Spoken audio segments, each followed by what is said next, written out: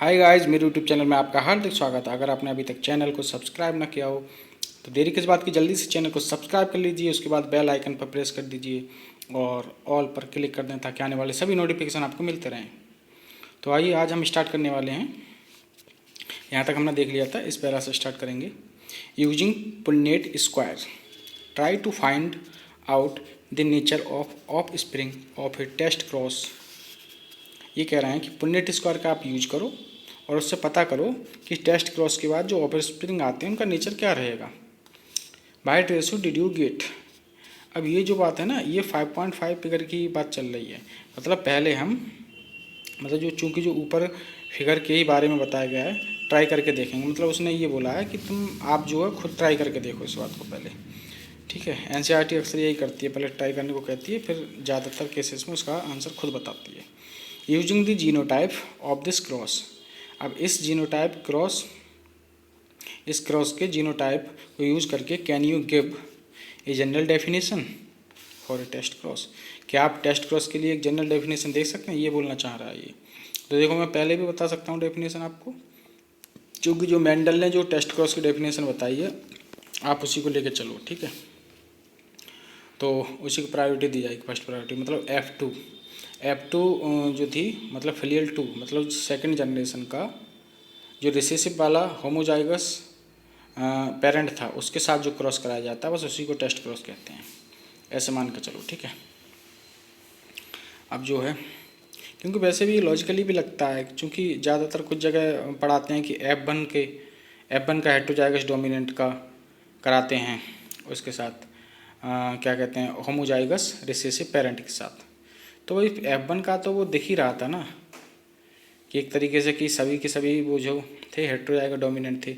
मान लो अगर नहीं भी दिख रहा था, बाद में पता चला था, लेकिन हमें तो प्रायोरिटी जो मेंडल के हिसाब से देनी है। मेंडल ने जो टेस्ट क्रॉस कराया था वो F2 प्लांट का कराया था, क्योंकि वहाँ पर दोनों पॉसिबिलिटी थी।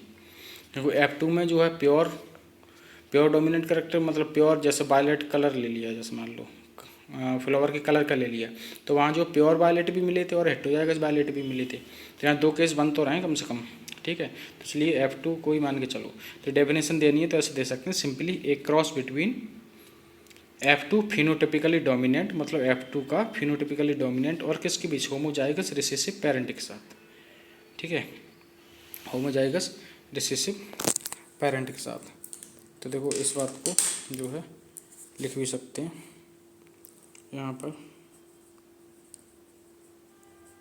होमोजाइगस रिसेसिव पेरेंट के साथ। ठीक है, तो इसी को क्या कहते हैं, टेस्ट क्रॉस कहते हैं। आगे हम देखो डिटेल में देखेंगे। ये तो मैंने कल अच्छे से बहुत डिटेल में बता ही दिया था कि दैट इज सिंबल जो है रिसेसिव ट्रेट से भी लिया जा सकता है और डोमिनेंट ट्रेट से भी, लेकिन डोमिनेंट वाले को दिखाएंगे कैपिटल लेटर से ही। ठीक है, ये तो कल मैंने बहुत डिटेल में समझा दिया था।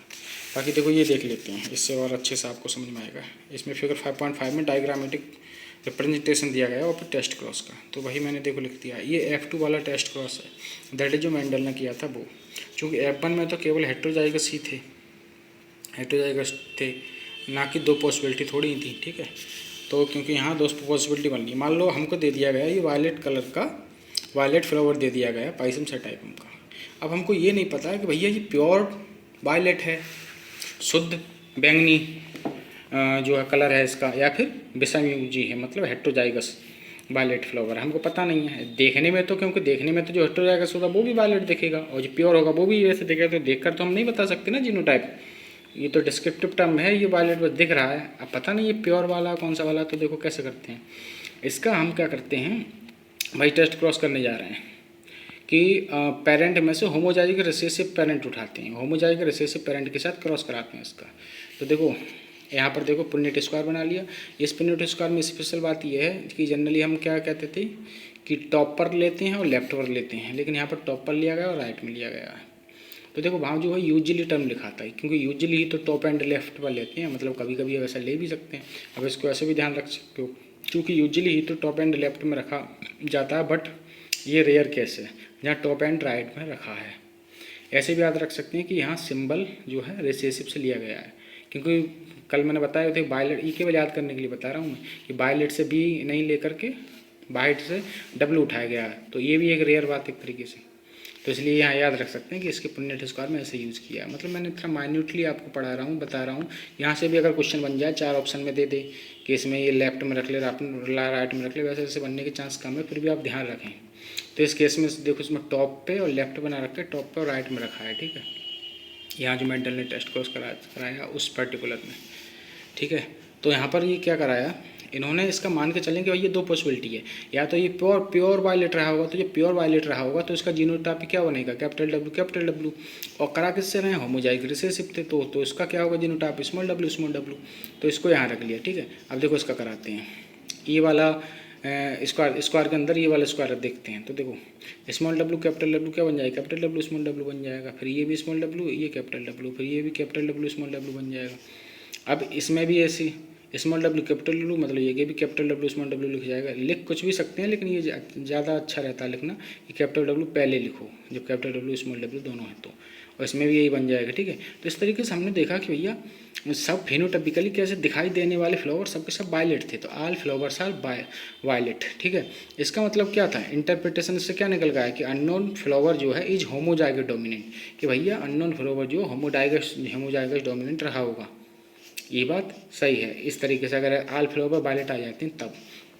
अब ये मान के चले हैं कि भैया क्या पता ये हेटेरोजाइगस रहा हो, तब देखो ये तो कलर जो क्या लिखा है, डोमिनेंट फिनोटाइप। तो भाई तो मैंने कहा था कि डोमिनेंट फिनोटाइप का क्रॉस कराते हैं किसके साथ, पेरेंट मम्मी होमोजाइगस रिसेसिव के साथ, बस उसी को टेस्ट क्रॉस कहते हैं। डोमिनेंट फिनोटाइप को मैंने डेफिनेशन में देखो यहाँ पर ये F2 फिनोटिपिकली डोमिनेंट ऐसे लिख दिया है, बात वही है, लेकिन आप डोमिनेंट फिनोटाइप का ज़्यादा अच्छा रहेगा, ठीक है, चूँकि NCERT में जैसे लिखा हुआ है उसी तरीके से। तो इसका जब कराया तो हमने माना कि यार क्या पता ये जो वैसा रहा हो, क्या कहते हैं हेटेरोजाइगस रहा होगा, तो कैपिटल डब्ल्यू स्मॉल डब्ल्यू हो जाएगा इसको जीनोटाइप, ठीक। अब कराएंगे तो हमेशा होमोजाइगस रिसेसिव से भी, रिसेसिव पेरेंट से ही, तो यहाँ पर स्मॉल डब्ल्यू। अब देखो ये क्या बनेगा, ये कैपिटल डब्ल्यू स्मॉल डब्ल्यू बन जाएगा, ये फिर इसका क्या बनेगा, कैपिटल डब्ल्यू स्मॉल डब्ल्यू। अब इसका देखो इधर से भी स्मॉल डब्ल्यू, इधर से भी स्मॉल डब्ल्यू, दोनों स्मॉल डब्ल्यू हो जाएंगे, इधर से भी स्मॉल डब्ल्यू इस वाले में, और इधर से भी स्मॉल डब्ल्यू, दोनों स्मॉल डब्ल्यू हो जाएंगे। तो इसका मतलब क्या हुआ कि half of the flowers are violet, तो आधे वायलेट रहे, ठीक है। And half of the flowers are white, तो आधे कैसे रहे, वाइट रहे, ठीक है। तो अननोन फ्लावर इज हेटेरोजाइगस। तो इससे पता चला कि भाई अननोन फ्लावर हेटेरोजाइगस। अरे भाई कुछ ना कुछ जो अशुद्धि रही होंगी, तभी तो सफ़ेद वाला भी दिख गया हमको, वरना अगर अशुद्धि नहीं रहती तो देखो सबके सब वायलेट दिख रहे हैं पूरी तरीके से। तो इसका मतलब यहाँ पर जो अननोन फ्लावर जो है, अगर ऐसा होता है, 2 केस बनते तो ऐसा होता है, तो इसका मतलब अननोन फ्लावर जो है वो हेटेरोजाइगस रहा होगा, मतलब उसका जीनोटाइप हाँ कैपिटल डब्ल्यू स्मॉल डब्ल्यू रहा होगा। इस तरीके से हम पता कर लेते हैं, ठीक है। तो इसमें देखो थोड़ा और समझ लेते हैं। पूछा जाता है नोट कुछ नहीं कहा जाता है, तो टेस्ट क्रॉस रेशो 1:1 बताते हैं। मतलब पूछा है टेस्ट क्रॉस रेशो क्या जाता है, तो 1:1 ही बोलते हैं, क्योंकि F1 का रिसेसिव पेरेंट के साथ वाला मान के चलते हैं, मतलब F1 का रिसेसिव पेरेंट के साथ वाला मान के चलते हैं, मतलब ये वाला मान के चलते हैं, ठीक है। क्योंकि यहाँ पर जो है हेटेरोजाइगस तो यहीं पर माना गया था कि हेटेरोजाइगस तो यहीं पर निकल के आया ना। तो इस तरीके से चूँकि F1 में तो केवल हेटेरोजाइगस ही होते हैं ना, सो फिनोटाइप रेशो पूछा है तो 1:1 एंड जीनोटाइप पूछा है तो 0:1:1 कहना ज़्यादा अच्छा रहता है, क्योंकि जीनोटाइप में हम हर चीज़ को लेते हैं ना, मतलब प्योर वाले करैक्टर को ले लेते हैं दोनों को, और हेटेरोजाइगस को ले लेते हैं, उस प्रकार 3 चीज़ें हो जाती हैं। तो यहाँ पर बिल्कुल प्योर वाला डोमिनेंट तो मिला नहीं था, तो वो 0 हो गया, ठीक है। आधे कैसे मिले थे, हेटेरोजाइगस डोमिनेंट, और आधे मिले थे कैसे, प्योर रिसेसिव होमोजाइगस, ठीक है। तो इसलिए 0:1:1 आता है अगर जीनोटाइप पूछा है, तो इसे भी 1:1 बोल देते हैं, ये ध्यान रखना। 0:1:1 बोलना ज़्यादा अच्छा है लिखना, लेकिन बोल 1:1 ही सकते हैं, ठीक है। तो इस तरीके से यहाँ तक हो गया इतना। अब देखो आगे पढ़ते हैं। बेस्ड ऑन हिज ऑब्जर्वेशन, अपने ऑब्जर्वेशन पर आधारित होकर के आधार पर ऑन मोनोहाइब्रिड क्रॉसेस, मतलब जो मोनोहाइब्रिड क्रॉस किए से उनके ऑब्जर्वेशन के आधार पर मेंडल ने प्रपोज किया था 2 general rules of consolidate his understanding of inheritance. मतलब अपने आनुवंशिकता की जो भी समझ थी उसको सबको पूरा का यूज करके अच्छे से 2 जनरल रूल दिए। ये ध्यान रखना जब मेंडल ने जो दिए थे तब उसको रूल बोला गया था, ये भी देखो ध्यान रखना, रूल बोला गया था इन मोनोहाइब्रिड क्रॉसेस, अभी तुम्हें पता चल जाए क्यों बोल रहा हूँ इतना, इस बात पे जोर देकर। रूल बोला गया था मेंडल, ऐसे करके आप भी किया करो सर्किल या अंडरलाइन, कि मेंडल ने रूल बोला था तो मेंडल को कर लिया, रूल को कर लिया, तरीके होते हैं। Punctually that his understanding of inheritance in monohybrid crosses, ठीक है। टुडे, आज जो है, these rules are called the principles of या फिर लॉज, समझे, इसलिए मैं कह रहा था आज क्या जाने जाते हैं तो तब उसको सिद्धांत बोलेंगे या फिर लाज बोलेंगे। प्रिंसिपल और लाज ऑफ इनहेरिटेंस बोलते हैं आज। द फर्स्ट लॉ, और फिर फर्स्ट लॉ बोल दो या तो पहला लॉ, या फिर बोल दो लॉ ऑफ डोमिनेंस, क्योंकि law of dominance he first law था। एंड द सेकंड लॉ बोल दो, या फिर बोल दो लॉ ऑफ सेग्रीगेशन, क्योंकि लॉ ऑफ सेग्रीगेशन दूसरा लॉ था, ठीक है। अब देखो मैंने इसको याद करने के तरीके भी बताते हैं, चूँकि लॉज एंड प्रिंसिपल्स वैसे भी थोड़े टेक्निकल से वर्ड लगते हैं ना, लॉज प्रिंसिपल्स ऐसे याद रखें जो यूज किए जाते हैं। जबकि रूल तो सिंपल सा पुराना सा लगता है ना, कि रूल ये तो पहले से सुनते चले आए हैं, रूल सा पुराना सा लगता है ना, जो पहले यूज़ किया जाता था, यही याद करने के लिए बस मैंने इस करके बना लेता हूँ, ठीक है। क्यों हमारा ब्रेन ऐसे उल्टी सीधी बातों को ज़्यादा ध्यान रखता है, तो हम क्यों ना ब्रेन को यूज करके अच्छी चीज़ें याद करें। तो लॉ ऑफ डोमिनेंस पहला है। देखो इसके एक्सेप्शन क्या है, इसके एक्सेप्शन है इनकम्प्लीट डोमिनेंस और को डोमिनेंस, क्योंकि भैया एक्सेप्शन का सिंपल सी बात है। लॉ ऑफ डोमिनेंस में ये दिखाया जाता है कि एक करैक्टर दूसरे पर डोमिनेट कर गया, ठीक है। अब इनकम्प्लीट डोमिनेंस में क्या होता है, पूरी तरीके से डोमिनेट नहीं कर पाता है, बीच का कुछ मिलता जुलता करैक्टर आता है रिसेसिव डोमिनेंट के बीच का। तो यहाँ भी ये बात फॉलो नहीं हुई, इसलिए बोल दिया कि ये अपवाद है। इनकम्प्लीट डोमिनेंस भी एक्सेप्शन माना जाता है। दूसरा क्या था, को डोमिनेंस में क्या होता है, को डोमिनेंस में भी डोमिनेंट ना करके ऐसा होता है कि कुछ जो है रिसेसिव का मिल जाता है और कुछ जो डोमिनेंट का मिल जाता है, इस तरीके से हो जाता है। मतलब यहाँ भी डोमिनेट नहीं हो पाता, कहने का मतलब कुल मिलाकर। आगे डिटेल में इसको समझेंगे तब समझ में आएगा इनकम्प्लीट डोमिनेंस क्या है, को डोमिनेंस क्या है, ठीक है। बहरहाल लॉ ऑफ डोमिनेंस पढ़ते हैं फिलहाल। तो लॉ ऑफ डोमिनेंस में एनसीईआरटी में 3 पॉइंट लिखेंगे, 3 लाइन्स हैं, इनको ध्यान रखना। पहला पॉइंट क्या है, character are controlled by discrete units called factor. Simple सी बात है कि लक्षण जो है भैया ना, वो नियंत्रित किए जाते हैं किसके, कुछ डिस्क्रीट यूनिट होती हैं जिसको फैक्टर्स बोलते हैं। पहले मैंने बताया था कि मेंडल ने, जो आज हम जीन बोलते हैं, मेंडल ने उसको फैक्टर्स बोला था, ठीक है। तो बस सिंपल सी बात है कि जो लक्षण जो है कंट्रोल किए जाते हैं फैक्टर के द्वारा, बात खत्म है। ऐसे करके सिंपल लैंग्वेज में याद रखो, ब्रेन ऐसे ध्यान भी रखता है, ठीक है। ये करैक्टर जो है, लक्षण जो है नियंत्रण किए जाते हैं फैक्टर के द्वारा। पहला पॉइंट ये था लॉ ऑफ डोमिनेंस में। दूसरा क्या था कि फैक्टर जो है आकर्षण पेयर जोड़े में पाए जाते हैं। अरे जीन हम जानते हैं ना आजकल के, जीन जोड़े में पाए जाते हैं, उसी तरीके फैक्टर वही तो थे, फैक्टर जोड़े में पाए जाते हैं। दूसरा पॉइंट होगा, क्या इसमें कठिन है, इसी तरीके से याद रखा करो, सिंपल तरीके से। अब है कि तीसरा, इन ए डिसिमिलर पेयर ऑफ फैक्टर। अब जो पेयर का जो डिसिमिलर फैक्टर, जो डिसिमिलर पेयर होता है, उसमें one member of the pair dominates कर जाता है दी अदर पर। डोमिनेट्स कौन करेगा, जो डोमिनेंट होगा। अदर कौन सा होगा, अदर का मतलब जो रिसेसिव है, मतलब एक जो है दूसरे पर डोमिनेट कर जाता है। और उसमें जो डोमिनेट करेगा वो कौन होगा, डोमिनेंट होगा। सिंपल सी बात है, जिस पर करेगा वो क्या होगा, वो रिसेसिव रहा होगा, ठीक है।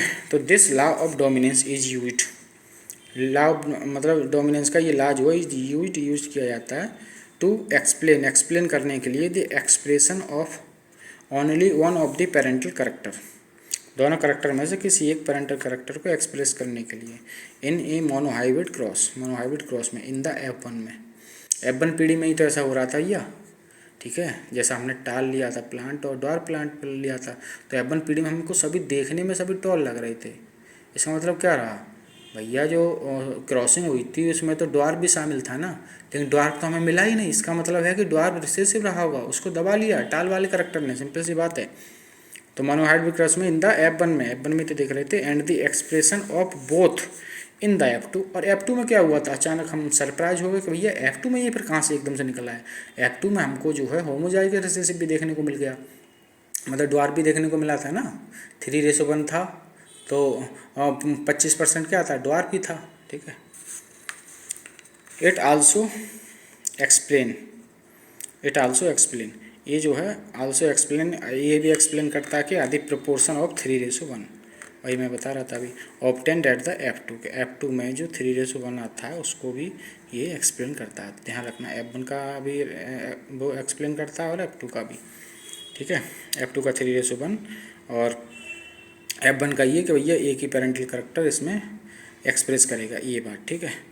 तो यहाँ तक ये समझ चुके हैं। देखो यहाँ भी समझो, देट इज़ 3 ही पॉइंट हैं जो कि जस्ट ऊपर पड़े हैं एंड 3 ही बातों को एक्सप्लेन करता है। ये बस सिंपल सी बात है, 3 ही बातों को एक्सप्लेन करता है और 3 ही वो पॉइंट थे, ठीक है। क्या क्या हो गया कि पहली बात को कौन सी एक्सप्लेन कर रहा है कि F1 में जो है पेरेंटल करेक्टर में जो है ओनली ऑन पेरेंटल करेक्टर जो है एक्सप्रेस हो रहा है, पहली बात है, ठीक है। दूसरी बात है कि F2 में दोनों करेक्टर एक्सप्रेस हो जा रहे हैं। और तीसरी बात क्या है कि उसमें जो फिनोटिपिकली रेशो आता है 3:1 उसको एक्सप्लेन करता है। तो इस तरीके से 3 बातें ध्यान रखना। तो ये मैंने तरीके बना दिए हैं कि 3 ही इसमें पॉइंट हैं और 3 ही बातों को एक्सप्लेन करता है। वो बात अलग है कि 3 पॉइंट एक अलग तरीके से लिखे गए हैं और 3 एक्सप्लेन, वो चीज़ अलग है, ठीक है। बस 3 है इसलिए याद रहता है ऐसे। दूसरा क्या लाया, 5.2.2 में लॉ ऑफ सेग्रीगेशन। तो दूसरा लाया मेंडल्स सेकंड लॉ, ठीक है, या इसको सेकंड लॉ सिंपल बोल सकते हैं, मेंडल का ही था। तो इसका कोई एक्सेप्शन नहीं, कोई एक्सेप्शन नहीं, इसका जो कोई अपवाद नहीं है। पूछा जाता है कि मेंडल के 3 नियम थे, उनमें से 3 लॉ थे, मतलब उनमें से लॉ वैसे अभी 2 ही बोलो, ठीक है, वो एक अलग तरीके से बोला जाएगा, वो मैं आगे बताऊंगा उसको। लॉ ऑफ सेग्रीगेशन, तो लॉ ऑफ सेग्रीगेशन के मतलब कौन से लॉ के जो है कोई भी एक्सेप्शन नहीं था, तो वो किसका नहीं था, लॉ ऑफ सेग्रीगेशन का नहीं था, ठीक है। This law is based on the fact, ये लॉ जो है किस फैक्ट पर आधारित, किस सच्चाई पर आधारित है, दैट कि the alleles do not show any blending, कि एलील जो है कोई ब्लेंडिंग शो नहीं करते हैं। भाई मैंने इतना अच्छे से करके एग्जाम्पल बताया था कि अगर 6 फुट फादर की हाइट है और 5 फुट जो है मदर की हाइट है, तो उनके बच्चे जो होंगे कोई बीच के हाइट वाले नहीं होंगे, मतलब 6 और 5 के बीच की जो हाइट होगी वो वाले नहीं होंगे, या फिर बड़े लंबे वाले होंगे तो वो 6 फुट की हाइट के होंगे और छोटे वाले होंगे तो वो 5 फुट की हाइट के होंगे। And that both the character, और दोनों ही करेक्टर जो है are recovered as such in the F2 generation, और दोनों ही करेक्टर जो है F2 जनरेशन में वैसे ही एक्सप्रेस हो जाते हैं। मतलब कुछ बच्चे जो होंगे 6 फुट हाइट वाले होंगे, कुछ बच्चे जो 5 फुट हाइट वाले होंगे। ये मैं तरीका जो ह्यूमन का याद करने के लिए बता देता हूँ, इस तरीके से ये मत समझना कि ह्यूमन पे ये ऐसे अप्लाई है, ठीक है। दो at the one of this is not seen at the F1 stage, ये हम जानते हैं, वही सब बात चल रही है। F1 स्टेज में एक जो रिसेसिव होता था वो कहाँ दिखाई देता था, फिनोटाइपिकली तो नहीं दिखाई देता था, अंदर छुपा रहता था। दो यद्यप दी पेरेंट कंटेन 2 एलील, यद्यप जो है जो पेरेंट जो है कंटेंट कितने एलील लगता है, 2 एलील लगता है ड्यूरिंग गैमेट फॉर्मेशन के समय। दी फैक्टर्स और allele of a pair segregate, अलग हो जाते हैं from each other, such that कि एक gamete receives only one of the 2 factor, मतलब 2 फैक्टर में से गैमेट में एक ही फैक्टर जाता है। जैसे एक जीन जाता है ना, एक गैमेट में एक जाता है, उसी तरीके से 2 फैक्टर में से एक फैक्टर जाता है। सिंपल सी बात है, कोई इसमें कठिन बात क्या है। Of course a homozygous parent produces all gametes that are similar. Homozygous नाम ही है यार कि एक तरीके से के बनाएगा, तो ऑल गैमेट्स क्या होंगे, सिमिलर टाइप के होंगे। वाइल हेटेरोजाइगस वन का मतलब हेटेरोजाइगस बाला, हेटेरोजाइगस बाला प्रोड्यूसेस पैदा करता है 2 काइंड्स ऑफ, या बनाता है 2 काइंड्स ऑफ गैमेट, 2 प्रकार के गैमेट बनाता है। ईच हैविंग 1 एलील, और प्रत्येक में एक एलील होगा विद इक्वल प्रोपोर्शन के साथ होगा एक ही एलील, ठीक है, चाहे वो डिफरेंट टाइप के हो चाहे सेम टाइप का गैमेट हो। दैट इज F1 का रिसेसिव पेरेंट, मतलब F1 का रिसेसिव पेरेंट के साथ, या फिर F2 के डोमिनेंट का रिसेसिव पेरेंट, जो कि यहाँ दादी वगैरह के साथ क्रॉस कहलाता है। ये मैंने याद करने के लिए इसे बताया है, ठीक है। तो इसमें F2 के डोमिनेंट का मतलब वही है, F2 के डोमिनेंट, वो कैसा डोमिनेंट फिनोटाइप। ये भी बात मैं देखो लिख दे रहा हूँ थोड़ा क्लियर करके, डोमिनेंट फिनोटाइप, ठीक है, जैसा कि ऊपर फिगर में दिखाया गया था, ठीक है। तो भाई टेस्ट क्रॉस की डेफिनेशन लिखी हुई है जो मैं बता चुका हूँ पहले। F1 में तो सभी फिनोटाइप डोमिनेंट ही थे ना, F1 में तो सभी फिनोटाइप डोमिनेंट थे। वो बात अलग है कि मेंडल ने F2 वाला कराया था, ठीक है, लेकिन टेस्ट क्रॉस की डेफिनेशन यही है। इसमें से कौन सी वाली अगर दोनों आगे जाएँ लिख करके तो F2 के साथ वाला प्रायोरिटी दे देना, क्योंकि मेंडल ने ये कराया था, ठीक है। ठीक है, रिसेसिव पेरेंट मैंने दादी वगैरह वो इसलिए लिखा है क्योंकि इसमें मैंने जो है रिसेसिव वाले को मैं फीमेल मान कर चला हूँ, ठीक है। और इसमें भी वो जस्ट तीसरी पीढ़ी हो गई ना अगर F2 वाले का करा रहे हैं तो। F2 के तो जो शुरुआत वाले थे वो दादा दादी हुए ना, ऐसे याद करने के लिए मैंने बना लेता हूँ, ठीक है। मतलब जो रिसेसिव पेरेंट को दादी बोल दिया, ठीक है। F2 के रेस्पेक्ट में तो दादी हो जाएगा ना, F1 के रेस्पेक्ट में क्या होगी, मदर होगी। तो हमको बस याद करने के लिए इसलिए मैंने इसका बना दिया, ठीक है। अब देखो आगे देखते हैं। आगे जो है बहुत ही ज़्यादा इंटरेस्टिंग एक टॉपिक आने वाला है इसमें, यह है इनकम्प्लीट डोमिनेंस भैया 5.2.2.1। ये क्या है, देखो इसके कई नाम हैं, अलग से ध्यान रख लेना, पूछा जा सकता है, एनसीईआरटी कुछ बाहर की हैं। इसको ब्लेंडिंग इनहेरिटेंस भी कहते हैं कि भैया ऐसे बस अंधे होकर के, ऐसे अंधे होकर वो मत बुलाऊँ, वो तो ब्लाइंड होता है, सॉरी, मतलब वैसे काम भाई होता है एक तरीके से। ब्लेंडिंग का मतलब यहाँ होता है कि जो हम कह नहीं रहते कि 6 फुट का फादर है 5 फुट की मदर है, तो बच्चा जो होगा कोई ऐसा नहीं होगा 6 फुट और 5 फुट के बीच का है। तो इसमें ऐसे ध्यान रखो, इसमें ऐसा केस आते हैं कुछ केसेस में, मतलब ऐसी बात आती है कुछ केसेस में कि भैया ये ब्लेंडिंग इनहेरिटेंस हो जाता है, कि ऐसा पॉसिबल हो जाता है कि भैया कुछ बीच के आ जाते हैं, तभी तो उसको एक्सेप्शन बोला गया लॉ ऑफ डोमिनेंस का, कि मतलब कि कुछ बच्चे 5 और 6 का मतलब है 5.5 फुट के आ जाते हैं, ठीक है, इस तरीके से, या 5.25 फुट के आ जाते हैं, 5.5 फुट या 5.25 फुट, मतलब 5 और 6 फुट के बीच के आ जाते हैं, ठीक है, 5 और 6 फुट के बीच के आ जाते हैं, इसलिए ब्लेंडिंग इनहेरिटेंस है, इसे ध्यान रखें। मतलब डोमिनेंट और रिसेसिव के बीच का कोई करैक्टर भी शो हो जाता है फिनोटिपिकली, ठीक है। अब मौजिक इनहेरिटेंस भी बोलते हैं इसे, एकदम से अब तक हम सुनते आ रहे थे कि जैसे कोई काम हो गया भैया, ये रूल बन गया कि लॉ ऑफ डोमिनेंस यही होगा कि कोई ब्लेंडिंग नहीं होगी, बीच का नहीं आएगा, अचानक से बीच का दिख जाए कहीं, ऐसा कोई पौधा है, ऐसा कोई केस, कोई प्लांट, तो जादू हो गया भाई, जादू हो गया, जादू हो गया, तो इसको क्या बोलेंगे, मौजिक इनहेरिटेंस। मौजिक में जादू होता है, तो इसे याद रखें ऐसे कुछ तरीके में, इसलिए ऐसे बोलता हूँ, ऐसे आपको रिवीजन करने की ज़रूरत नहीं पड़ती। ये नाम क्यों रखा गया होगा, साइंटिस्ट की तरह सोचो ना, नॉर्मल स्टूडेंट की तरह क्यों छोड़ो, सोचो साइंटिस्ट की तरह सोचो, उसने नाम क्यों रखा होगा इसको मौजिक इनहेरिटेंस, वो भी तो इंसान ही होगा ना, कोई ना कोई फिनोमेना, कोई ना कोई इसको करेक्टर ऐसा कुछ दिखा होगा, उसी हिसाब से तो उसने रख दिया होगा, जैसे उसके दिमाग में आया होगा चीज़ें, नाम रख दिया, एक मौजिक इनहेरिटेंस भी इसका नाम रख दिया, सिंपल, उसी की तरह सोचो, याद ही रहेगा हमेशा। अदर एग्जाम्पल देखो, कुछ इसमें एग्जाम्पल लिए गए, अदर एग्जाम्पल मैंने बता दिए। मिराबेला जलापा, इसको 4 o'clock प्लांट भी बोलते हैं, मिराबेला जलापा, एक तो इसमें देखने को मिला था, और एक एंडुलेसियन फॉल था, एंडुलेसियन फॉल में देखने को मिला था, ठीक है। इसको सूडो डोमिनेंस भी बोलते हैं। सूडो का क्या मतलब हो गया भैया, पूरी तरीके से, जैसे इन्होंने यहाँ एग्जाम्पल लिया है, इन्होंने यहाँ पर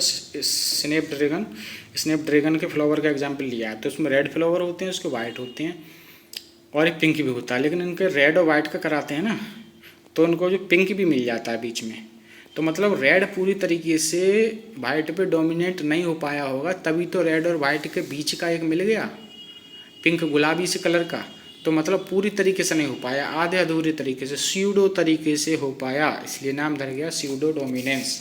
तो स्यूडो डोमिनेंस नाम क्यों रखा होगा वो बता दिया, ठीक है। पार्शियल डोमिनेंस, अरे पार्शियल का तो मतलब जानते हैं, अगर पूरी तरीके से नहीं हो पाया, आंशिक तरीके से हो जाए, तो आंशिक की इंग्लिश क्या होती है, पार्शियल, तो भैया पार्शियल डोमिनेंस हो गया। और इनकम्प्लीट डोमिनेंस, इनकम्प्लीट तो बड़ नॉर्मली हम यूज करते ही है, मतलब कंप्लीट पूरे तरीके से नहीं हो पाया, इनकम्प्लीट अपूर्ण तरीके से हो पाया, नाम रख दिया इनकम्प्लीट डोमिनेंस। ये नाम सबसे ज़्यादा फेमस है, एनसीईआरटी ने भी ये यूज़ किया है, इनकम्प्लीट डोमिनेंस। ये सब बोले तो एक ही बात, मतलब ये सब एक ही नाम है, ठीक है, कैसे भी करके पूछे, जीनोटाइप फिनोटाइप रेशो आप बता देना। अब हम इसको डिटेल में पढ़ने जा रहे हैं एनसीईआरटी के अकॉर्डिंग, ठीक है। तो इनकम्प्लीट डोमिनेंस, तो इस तरीके से जो इनकम्प्लीट डोमिनेंस है उसको पढ़ने जा रहे हैं।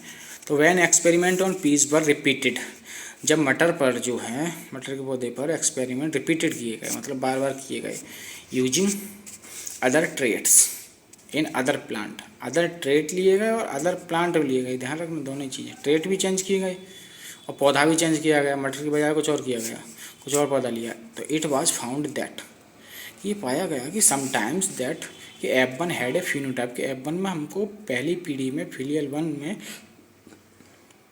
पहली जनरेशन में ऐसा फिनोटाइप देखने को मिला that did not resemble either of the two parents, जो दोनों पेरेंट्स में से किसी से भी रिसेंबल नहीं कर रहा था, किसी से भी मेल नहीं कर रहा था, मैच नहीं कर रहा था। And was in between the two, और उन दोनों के बीच का था वो।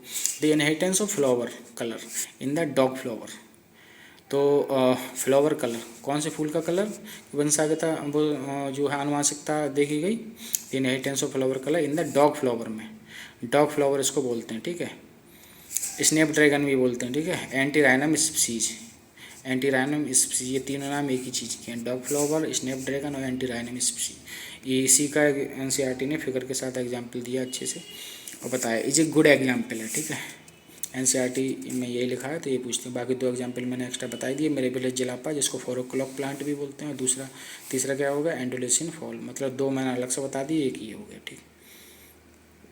Is a good example to understand incomplete dominance, incomplete dominance को समझने के लिए गुड एग्जाम्पल है। In a cross between true breeding red flower, एक ट्रू ब्रीडिंग रेड फ्लावर लाल रंग का फूल था जिसका जीनोटाइप क्या था, capital R, and true breeding white flower plant, और ट्रू ब्रीडिंग वाइट कलर का वाइट फ्लावर प्लांट था जिसका जीनोटाइप था स्मॉल आर, ठीक है। तो यहाँ सिंपली जो करेक्टर उठा लिया है, लेटर उठा लिया है डोमिनेंट वाले से, और कैपिटल यूज़ करना है डोमिनेंट वाले को, और स्मॉल लेटर यूज़ कर रहे हैं रिसीसिव वाले को। अब दी F1 मतलब पहली पीढ़ी में कैपिटल आर स्मॉल आर बाज पिंक।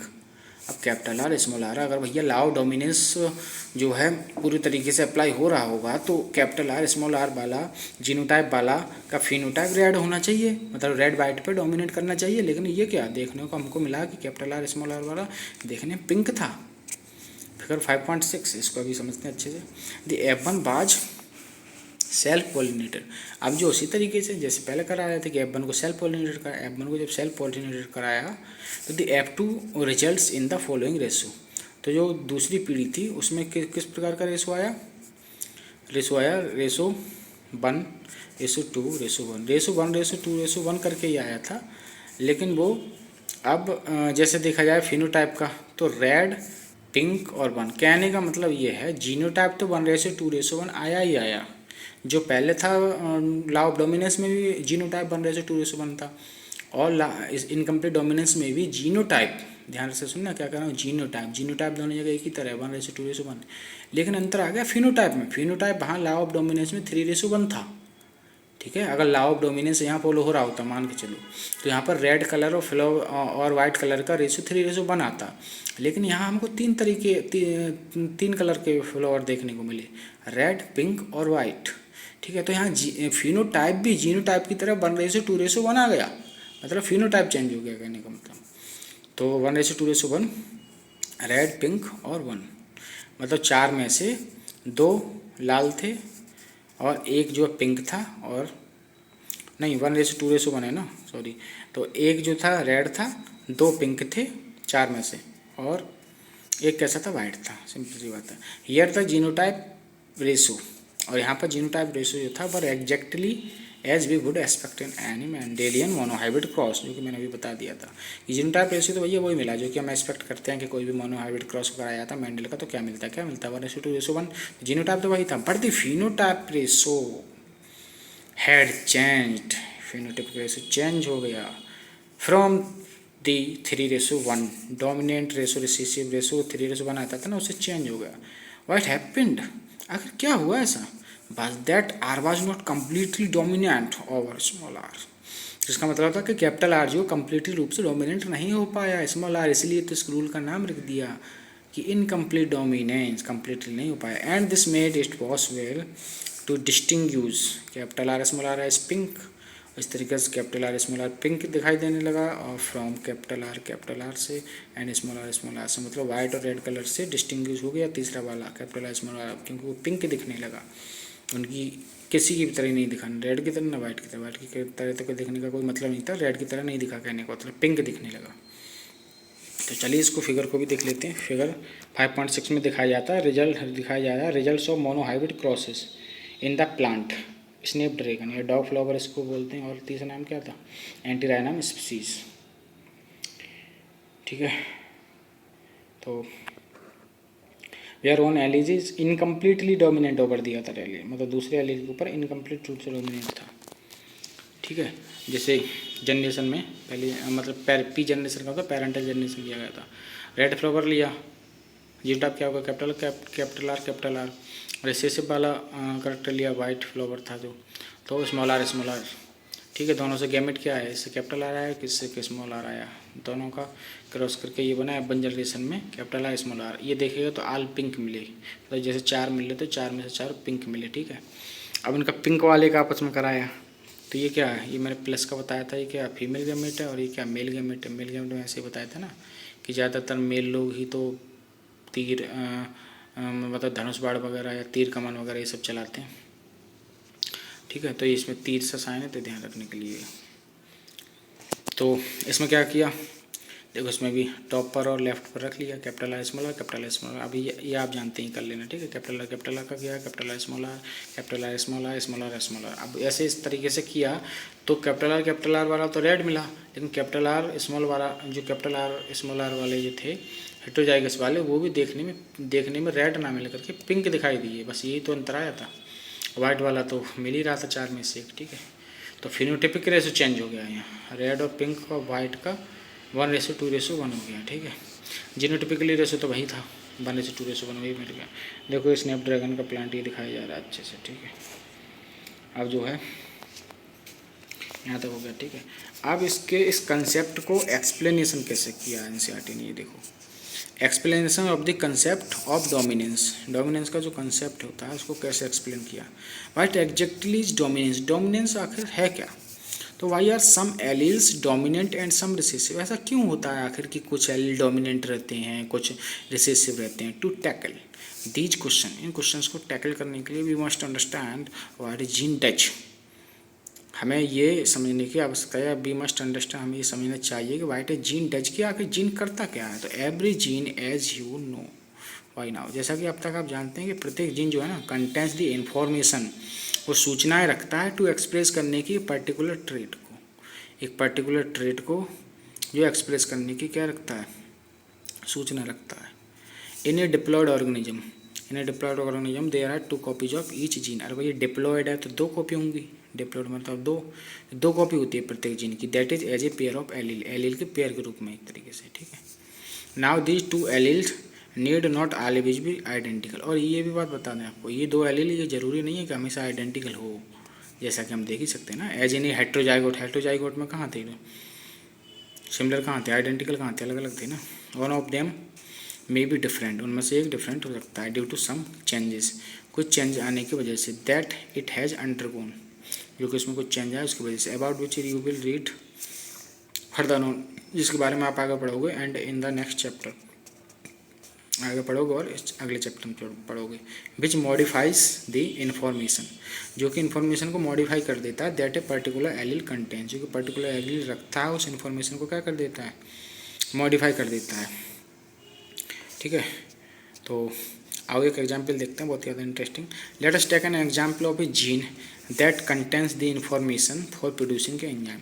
सिंपल है, हाँ देखो बोर मत हो, सिंपल तरीके से समझ के चलो इसको।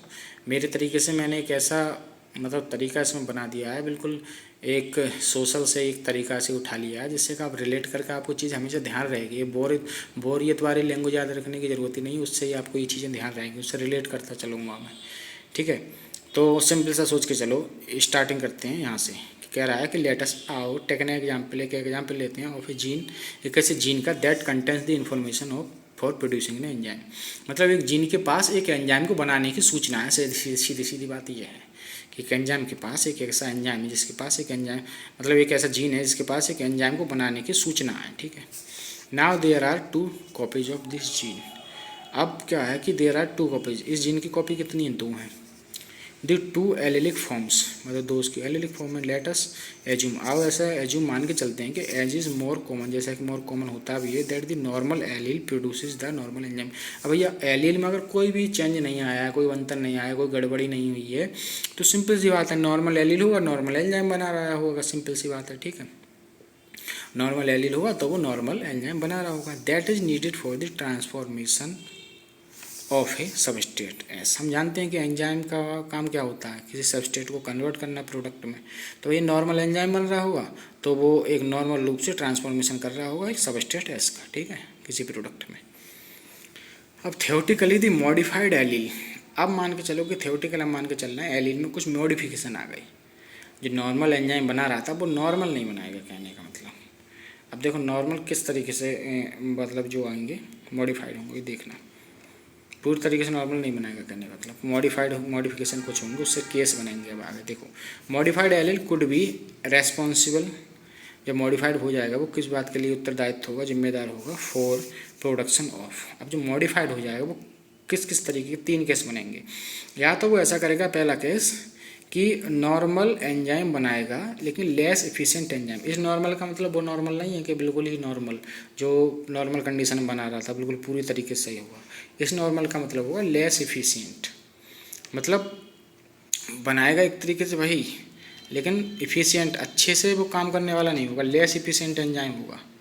ठीक है, इसको एनसीईआरटी से अदर लैंग्वेज में ध्यान रख सकते हैं, सेम सेंस भी बोलते हैं इसको। ठीक है, दूसरा केस है कि एंजाइम तो बनाएगा लेकिन एंजाइम वो बिल्कुल ही काम नहीं करेगा। पहला केस क्या था, थोड़ा बहुत काम कर रहा था। दूसरा केस क्या था, एंजाइम तो बनाएगा लेकिन बिल्कुल ही काम नहीं करेगा। दूसरा केस ये होगा, ए नॉन फंक्शनल एंजाइम। ठीक है, और तीसरा केस क्या हो जाएगा, ये एंजाइम ही नहीं बनाएगा, नो एंजाइम एट ऑल, कोई एंजाइम ही नहीं बनेगा। तो देखो दूसरे केस को एनसीईआरटी के अदर लैंग्वेज में मिस सेंस बोलते हैं, और तीसरे केस को बोलते हैं एंटी सेंस और नॉन सेंस। कहते हैं ना जनरली अपना कि कोई काम नहीं हुआ पूरी तरीके से, कि नो एंजाइम मेटाला, एंजाइम बना ही नहीं, तो बोल देते नॉन सेंस। तो वो नॉन सेंस यही है। ठीक है, इसको नॉन सेंस बोलते हैं, नॉन सेंस या एंटी सेंस। तीसरा केस, दूसरे केस में मिस सेंस नाम क्यों दिया गया है, मिस सेंस नाम इसलिए दिया गया है जैसे किसी काम को करने की कोशिश तो की गई लेकिन वो काम नहीं हो पाया, मतलब नॉन फंक्शनल काम नहीं हो पाया, तो कहते हैं काम मिस हो गया यार, तो मिस सेंस नाम दे दिया। ठीक है, अब नॉर्मल बनाया या फिर लेस एफिशिएंट एंजाइम, मतलब पूरी तरीके से काम तो कर रहा है लेकिन उतनी प्रभावकारी तरीके से एफिशिएंसी उतनी अच्छी नहीं है, तो उसको सेम सेंस, मतलब कम से कम बना तो वही है। ठीक है, यही है। तो सेम सेंस का मतलब लगभग उतना ही एफिशिएंट एंजाइम, लगभग उतना ही, ये है मेरा मतलब सेम सेंस। ठीक है, मिस सेंस का मतलब काम करना मिस हो गया, इसे मिस सेंस कहती है। ठीक है, ये अलग से पूछ सकता है इस तरीके से। अब देखो सेम सेंस में थोड़ा सा मैंने नोट किया है कि जब कोडोन तो बदल जाए बट सेम अमीनो एसिड को ही कोड करने वाला हो दूसरा कोडोन भी, तो सिंपली ज़्यादातर तो नॉर्मल एंजाइम ही बनेगा ना, या थोड़ा सा लेस एफिशिएंट एंजाइम बन जाएगा। ये है कहने का मतलब। अब समझ में आया, क्योंकि इसमें पहले केस में बहुत ज़्यादा कन्फ्यूजन रहता है बच्चों को, ये चीज़ कम समझ में आती है। ठीक है, अब समझ लो ये वाला कुछ इम्पोर्टेंट चीज़ें। देखो इसमें जो दूसरा और तीसरा केस है ना, ये दो काम रिसेसिव जीन के केस में होती हैं। कौन से, नॉन फंक्शनल या नो एंजाइम एट ऑल, मतलब या तो एंजाइम वो बनाया काम नहीं कर रहा है या फिर कोई एंजाइम नहीं बनाया, ये दोनों कैसे रिसेसिव के। और ये दोनों ही केस ऑफ इनकम्प्लीट डोमिनेंस के भी हैं, ये भी अलग से ध्यान रखना, बाद के दो। ठीक है, तो ये दो जो है काम रिसेसिव जीन के केस में होते हैं। इसके आगे मैंने ये भी नोट किया, ये भी याद कर लो, सुन लो, चूँकि इन दोनों ही केस में सबस्ट्रेट का ट्रांसफॉर्मेशन नहीं हो पाया ना, क्यों भैया, या तो एंजाइम बन गया लेकिन वो काम ही नहीं कर रहा है, तो सबस्ट्रेट का ट्रांसफ़र कहाँ से करेगा जब काम ही नहीं कर रहा है। काम ही उसका क्या होता है एंजाइम का, सबस्ट्रेट का प्रोडक्ट में ट्रांसफॉर्मेशन करना, काम ही नहीं कर रहा है। और तीसरी केस में तो एंजाइम भी नहीं बना, तब भी हमारा एक अल्टीमेटली क्या चीज़, काम तो नहीं हो पाया ना। तो मेन चीज़ क्या होता है, इसलिए दोनों के केस में रिसेसिव बोल दिया गया है, क्योंकि सबस्ट्रेट का ट्रांसफॉर्मेशन तो दोनों केस में नहीं हो पाया, यही तो कॉमन बात थी। अब नॉन फंक्शनल एंजाइम, इसका मतलब समझ लीजिए, नॉन फंक्शनल एंजाइम का दैट इज, एंजाइम तो बनेगा, मैंने समझा भी दिया वैसे, और डिटेल दैट एंजाइम तो बनेगा बट जिस काम के लिए चाहिए वो वाला काम नहीं करेगा, तो ऐसा एंजाइम नॉन फंक्शनल ही तो कहलाएगा। मतलब जिस काम के लिए हम चाह रहे हैं वो एंजाइम नहीं बना, मतलब वो काम नहीं हुआ, तो नॉन फंक्शनल एंजाइम बोलेंगे उसको सिंपली। क्योंकि हमें तो पर्टिकुलर एंजाइम जो काम करता था वो होना चाहिए ना, उससे मतलब है, तो इसके इसलिए क्या बोलते हैं नॉन फंक्शनल, की काम ही नहीं हो रहा हमारा, क्योंकि हमें तो अपने काम से मतलब है ना, वो काम हो नहीं पाया तो उसको नॉन फंक्शनल बोल दिया है। ठीक है, इस तरीके से इतनी इन्फॉर्मेशन आपको कहीं नहीं मिलेगी। ठीक है, इतना अच्छे से ये सब मैंने बताया। अब देख लो, चूँकि इनकम्प्लीट डोमिनेंस का केस,